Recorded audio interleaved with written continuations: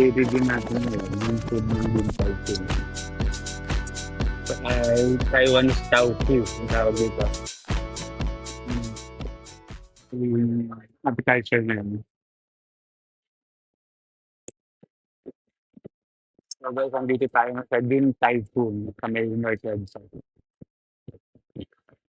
Ito yung milk tea nila. Brown sugar milk tea. So, isa daw sa bestseller naman.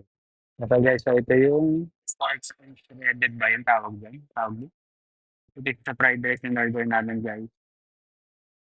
So, pork siya, pork shredded fried rice. Next natin tong pork chop fried rice. Try natin kung masarap. Pero feeling ko, sa amoy niya may ano to, parang yung sumikat na hot star, pero mas less lang yung spices. So, tingnan natin guys. Ito yung pork chop nila. Tama yung nala ko. Meron siyang 5 spice, parang hot star nga, pero mas less lang yung spices. Then, I think parang masarap to kasi sa hot star. Tingnan natin fried rice. Yung fried rice, yung normal fried rice yun, parang yang chow, yung lasa. Okay guys, masarap ka guys. Try nyo. Kasi ito yung chicken xiaolongbao.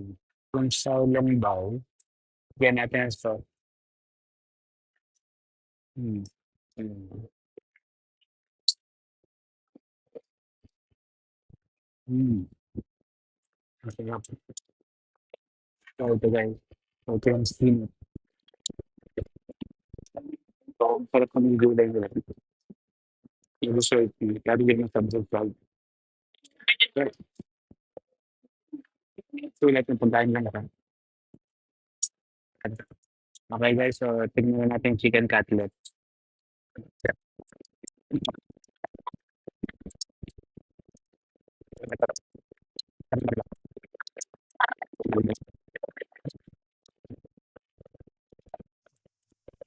So bago ko ibigay ang verdict ko dito sa restaurant na to, gusto ko lang sabihin sa inyo na ang naging favorite ko sa lahat na kinain namin is yung chicken cutlet and yung pork chop fried rice. Sobrang solid yung dalawang yun. So, ang verdict ko naman dito is 5 stars out of 5 stars. Kasi for me, lahat ng pagkain lang masarap. So hanggang dito na lang. Bye!